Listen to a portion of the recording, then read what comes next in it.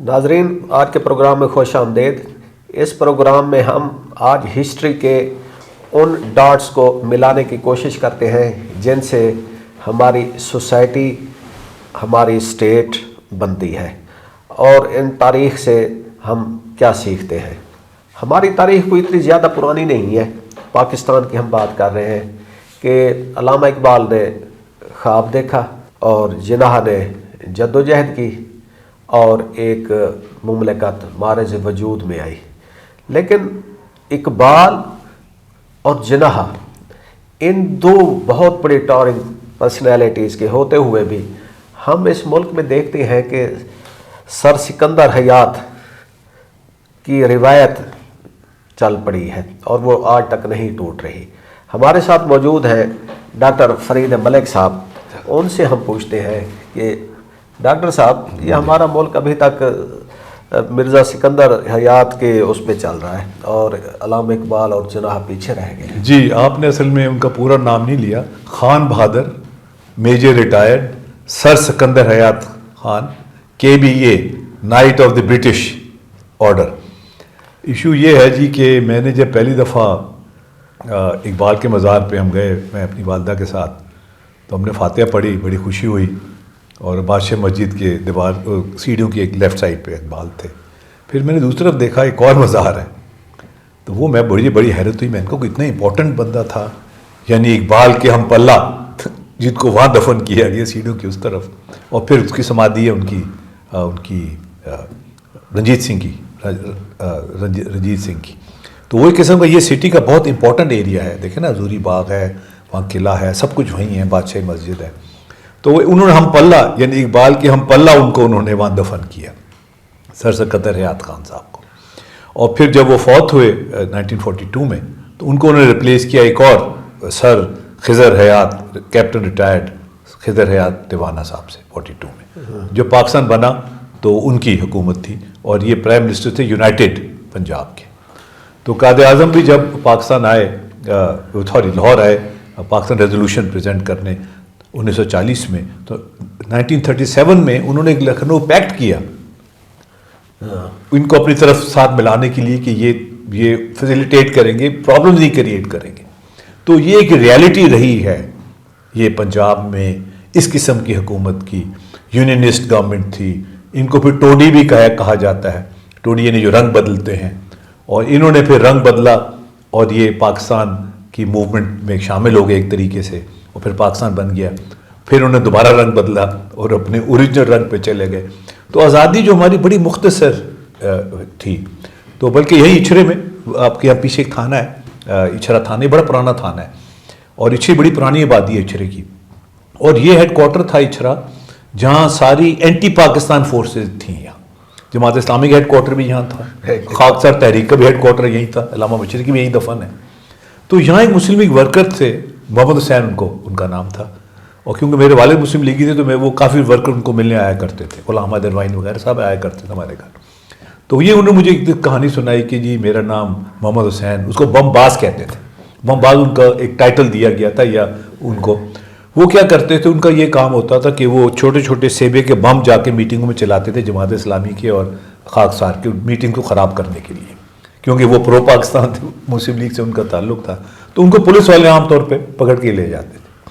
تو وہ کہنے لگے جس دن پاکستان بنا 14 اگست 1947 کو، تو ہم بڑے جلوس لے کے اسی تھانے میں گئے، اچھرے کے تھانے میں، تو تھانے دار ڈرا ہوا تھا، اس کا پتہ نہیں کیا ہو گیا ہے، صحیح کہتے وہ ٹیبل کے نیچے گھس گیا، ہم نے اس کو نکالا، اس نے معافیاں مانگی کہ جی بڑی غلطی ہو گئی، اب آپ کی حکومت ہے، آپ آزاد ہو گئے، اب ہم آپ کی حکومت، آپ کی خدمت کریں گے، خدمت گزار ہے، پولیس کا یہ کام ہے۔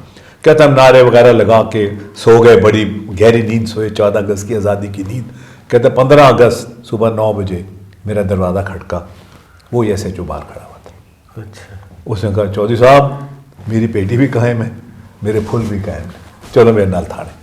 تو according to a worker of the Pakistan movement, Chaudhry Muhammad Hussain بم باز، یہ آزادی جو ہے یہ صرف 24 گھنٹے کی تھی، 15 اگست کو وہ ختم۔ اچھا، تو یہ میرا مطلب ہے کہ یہ، اچھا جو میں نے آرٹیکل میں بھی لکھا ہے، قائد اعظم نے اسٹرگل کیا، انہوں نے کوشش کی، وہ اسٹاف کالج بھی گئے کوئٹہ میں، جو بڑے ہائر انسٹیٹیوشن تھی اس وقت، اب تو کہ نیشنل ڈیفنس کالج بھی ہے، اس زمانے میں وہ IS تھی سب سے. انہوں نے وہاں جا کے بھی تقریریں کی، ان کو سمجھانے کی کوشش کی کہ اب ہوا کیا ہے، آزادی کا کیا مطلب ہے، کہ یعنی اب آپ حکمرانی عوام کی ہو گئی ہے. We are moving towards a republic, ہم آزاد ہو گئے ہیں. صحیح. اور ان کو سمجھانے کی کوشش کی افسران کو جو وہاں اس تک اسٹاف کالج میں ٹریننگ لے رہے تھے. پھر وہ اکیڈمیز میں گئے، ان کو بھی کہا کہ اب آپ نے سرو کرنا ہے، رول نہیں کرنا. صحیح. قائد اعظم کو اس بات کا احساس تھا. وہ قائد اعظم کے بعد اور پھر خاص طور پہ لیاقت علی خان کے مرڈر کے بعد 51 کے بعد بس وہ پھر معاملہ جو ہے وہ بد سے بدتر ہوتا گیا، وہ سب لنے. اچھا ڈاکٹر صاحب، آپ نے یہ بڑی دلچسپ آپ کی آبزرویشن ہے کہ علامہ اقبال کا جو مزار ہے وہ بائیں طرف ہے، اور وہ پھر بہت لمبا نام ہے تو ان کو پھر ذرا اختصار کے ساتھ سر مرزا سکندر ہے. مرزا نہیں، خان بہادر میجر ریٹائر سر سکندر حیات خان، سر سکندر حیات، ہاں، KBE، night of the British umpire. تو ان کا ہے دائیں طرف. جی. تو اس کو آپ آج کی سیاست سے کیسے جوڑتے ہیں؟ دیکھیں جی، وہ ابھی جب میں نے دیکھا بڑا گارڈ آف آنر ہو رہا تھا اور علامہ اقبال کی نظمیں پڑھی جا رہی تھیں، اور وہ شاہی ہے پرواز ہے تیرا، ستاروں سے آگے جہاں اور بھی ہیں، یعنی وہ ہمیں وہ ایک قسم کا وہ دکھایا ہمیں جاتا ہے وہ یہ چیزیں، اڑان اور آزادی اور یہ خود ہی کو کر بلند اتنا، اور اس طرح کی باتیں کی جاتی ہیں علامہ اقبال کی شاعری سے. یعنی اور پھر ہمیں وہ جب مصر میں پچھلی بھی کہا تھا کہ وہ کبھی دکھا کے سجی مارتے ہیں، وہ کبھی طرف علامہ اقبال ہے مگر اصل میں وہ حکومت سجی کی طرف ہے، وہ سر سکندر صاحب کی حکومت ہے، اور آج تک وہی چل رہی ہے. وہی قانون، وہی سیکشن 144، ہر چیز جو ہے وہ انگریز کی آج تک قائم ہے، وہ چل رہی ہے. لیکن ہم قائد اعظم کو بڑی ہائی اسٹیم میں لیتے ہیں. جی. اور جب پاکستان بنا تو اس کے بعد ان کے پاس بہت مختصر وقت تھا. جی. ان کے صحت اور اس وقت وسائل بھی محدود تھے، لیکن اس کے باوجود وہ اسپیشلی کوئٹہ گئے سٹاف کالج میں. جی. اور ادھر انہوں نے جا کے خطاب کیا اور کہا کہ جی آپ لوگ عوام کے خادم ہیں، اور بیوروکریسی کو بھی کہا، فوج کو بھی کہا کہ بھی آپ پبلک سروینٹ ہیں. تو وہ ان کے الفاظ آج کہاں گئے؟ دیکھیں جی، یہ جو زیادہ سلائڈ ڈاؤن شروع ہوئی وہ جو 58 کا مارشل لاء لگا اور ایوب خان کی اگینسٹ میرٹ جو پروموشن ہوئی، وہ بالکل ایک ٹرننگ پوائنٹ تھا ہماری ہسٹری میں. اور ایوب خان جو ہیں وہ ان کا PA نمبر 10 تھا، ان سے 9 سینئر افسر تھے جن کا کریئر اور ریکارڈ ان سے بہت بہتر تھا. ایوب خان کو پروموٹ کرنا، CNC بننا، یہ ہماری ڈاؤن فال کا آغاز وہاں سے ہوتا ہے. صحیح. حالانکہ وہ پہلے ہو گئی تھی، لیاقت علی خان نے ان کی کر دی تھی 51 میں. وہاں سے یہ ہمارا سارا زوال کا جو سفر ہے وہ شروع ہوتا ہے ان کے CNC بننے سے. اور اس کے بعد پھر وہ لیاقت علی خان صاحب کا قتل ہوا، اسیسینیشن ہوئی، پھر 56 کا آئین پھر بنا، پھر کوشش کی کہ کسی طریقے سے ہم مل کے چلیں اور جمہوریت آ جائے یہاں. پھر 58 میں وہ بھی ایبروگیٹ ہو گیا. تو یہ جو ہے ہمارا یہ جو کرائسس ہے، یہ پھر ہم ڈاؤن ورڈ ہی جاتے گئے. اور مجھے بڑی اچھی طرح یاد ہے کیونکہ میرے والد مسلم لیگی تھے، ہم مال روڈ پہ کھڑے ہوئے تھے. خان قیوم خان اس وقت سب سے بڑے لیڈر تھے مسلم لیگ کے، وہ لانگ مارچ لے کے آ رہے تھے، انہوں نے کراچی جانا تھا. تو وہ جب ہم مال روڈ پہ ان کا انتظار کر رہے تھے تو وہ کئی گھنٹوں تک وہ وہاں آئے نہیں. تو پتہ یہ چلا کہ ان کو انہوں نے اس کے راوی کے پل پہ اریسٹ کر کے انہیں شاہی قلعے میں لے گئے. صحیح. میں 5 سال کا تھا اس وقت، میرے والد صاحب ہم کھڑے ہوئے، پھر زمیم آیا، اس نے بتایا کہ جی وہ تو شاہی قلعے میں چلے گئے. تو قیوم خان جو ہیں ان کو انہوں نے شاہی قلعے کی جو نیچے تہہ خانے ہیں وہاں رکھا، اور پتہ نہیں ان سے کیا انہوں نے بدسلوکی کی کہ کوئی 4-5 روز میں انہوں نے معافی مانگ لی. جو کہتے ہیں نا اپ ڈیٹ ہو گیا ان کا، اس کا سافٹ ویئر تو نہیں تھا، ان کے نظریات اپ ڈیٹ ہو گئے. اور وہ انہوں نے معافی مانگی اور انہوں نے کہا جی میں سیاست سے دستبردار ہوتا ہوں، مجھے گھر جانے دیں. تو قیوم صاحب خان عبد القیوم خان کو ڈبل بیرل خان بھی کہتے تھے، تو ان کو انہوں نے ریلیز کر دیا. تو میرے والد اور میں ان کو ملنے گئے، وہ گلبرگ میں یا کسی جگہ وہ ٹھہرے ہوئے تھے یہاں اس زمانے میں. تو ہم ملنے گئے تو میرے والد ان سے کہیں خان صاحب اتنے بڑے لیڈر، آپ نے انگریزوں کی جیلیں کاٹیں، آپ نے ریفرینڈم جتایا NWFP کا، اور آپ نے اتنے بڑے آپ لیڈر، اتنا آپ کا وہ، یہاں آپ 4-5 دن میں آپ نے ہتھیار ڈال دیے. تو مجھے خان قیوم کے ابھی بھی لفظ یاد ہے. ان کا ملک صاحب وہ گورے کی جیل تھی، وہاں کوئی اصول تھے، کوئی SOPs تھے.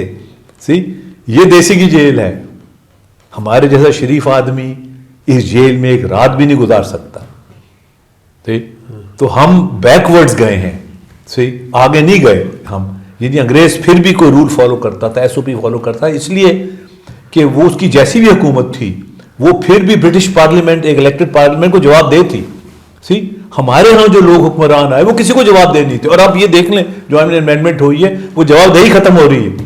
اب اگر آئین کے آپ دیکھیں جو ججز نے بھی استعفے دیے, سب کچھ ہو رہا ہے بیکاز جواب دہی ختم ہو رہی ہے کہ کسی کو جواب دہی نہیں چاہتے کہ ہم جواب دیں. وہ کسی کو کوئی ہم سے پوچھے بھائی یہ کیوں کیا ہے تم نے, کیوں قانون توڑا ہے, کیوں انسانی حقوق کو پامال کر رہے ہو تم, یہ کیا ہے تم نے, امیونٹی لے رہے ہیں. ہاں وہ یہی بات ہے نا کہ جواب دینا ہو کسی کو. امیونٹی کا یہی مطلب ہے نا کہ ہم کسی کو جواب دینا, ہم جو مرضی کریں, ہم کسی کو جواب دینا ہوں بس, دس از امیونٹی.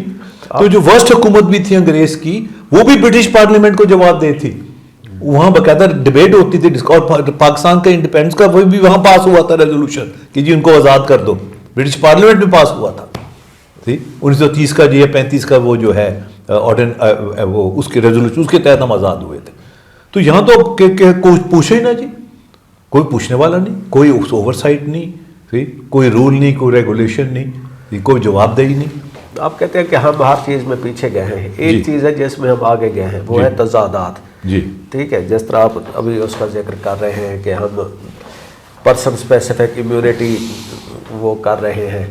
اچھا, ان تضادات میں ایک تضاد کا آپ نے ذکر کیا اپنے کالم میں اپنے قارئین کے لیے, ناظرین کے لیے پیش کر دوں کہ ڈاکٹر صاحب نے ذکر کیا ہے کہ انہوں نے نومبر 2025 میں علامہ اقبال کی وہ دیکھا یوم ولادت, تو اس میں اقبال کی شاعری تو بہت جذبے اور ترنم سے پڑھی جاتی رہی ہے, لیکن پروز جو ہے نا وہ وہی سر سکندر حیات خان صاحب کی وہ چل رہی ہے. یہ کب تک چلے گی ڈاکٹر صاحب؟ یہ دیکھیں جی, میں نے اس طرح پہلے بھی عرض کیا کہ ہم نے, پاکستان دنیا کا واحد ملک ہے جس نے 4 دفعہ قانون سازی اس کو کرنی پڑی. تو 4 دفعہ تو ہم کوشش کر چکے ہیں. امید تو یہ تھی کہ جو 73 کی کوشش ہے, 73 کا جو ہم نے آئین بنایا تھا وہ آخری اور فائنل کوشش ہوگی, مگر اب اس کو بھی پامال کیا جا رہا ہے, وہ بھی انڈر تھریٹ ہے. تو جب تک ہم ایک آئین اور قانون کے مطابق نہیں چلیں گے, اور وہ جس طرح انہوں نے لکھا ہے نا کہ اختر خان کی جو کتاب ہے کہ we have learn nothing from history, بالکل انہوں نے صحیح بات کی ہے. انہوں نے اپنی کتاب آٹوبایوگرافی یہ لکھا, we have learn nothing from history. اب ہم نے 56 کے آئین کو جو خراب کیا, ایبروگیٹ کیا, ایسٹ پاکستان ٹوٹ گیا. ٹھیک, اگر وہ آئین ہوتا تو آج ہم کٹھے ہوتے, ہم پہلے ایشین ٹائیگر ہوتے. اب ہم 73 کے آئین کے در پائے ہیں اس وقت. تو جب تک آئینی حکومت اور قانونی حکومت اور سول سپرمیسی نہیں ہوگی, یہ تصادات جو ہیں یہ چلتے رہیں گے اور ان کے اچھے نتائج نہیں برآمد ہو سکتے. ناظرین, آج کے اس شو میں ہم نے ہسٹری کو ڈسکس کیا ہے, اور ایک اس میں جو ایک کیچ لائن آ رہی ہے کہ ہم نے ہسٹری سے کچھ نہیں سیکھا, لیکن ہم ہسٹری کو بار بار ڈسکس کرتے رہیں گے تو ہو سکتا ہے کہ ہم انہی باتوں سے کچھ سیکھ لیں. ایک اور جو شوکت حیات کی بھی ایک بڑی اچھی کتاب ہے, وہ ان کا ٹائٹل ہے nation that lost its soul. یعنی دونوں چیزیں, ایک تو تاریخ کا پس منظر ہے اور ایک جو روح تھی وہ بھی ہماری اب نکلتی جا رہی ہے, اور یہ بڑا تکلیف دہ ہم سب کے لیے. ہماری روح نکلتی جا رہی ہے لیکن ہم زندہ ہیں. ہمیں اجازت دیجیے, خدا حافظ.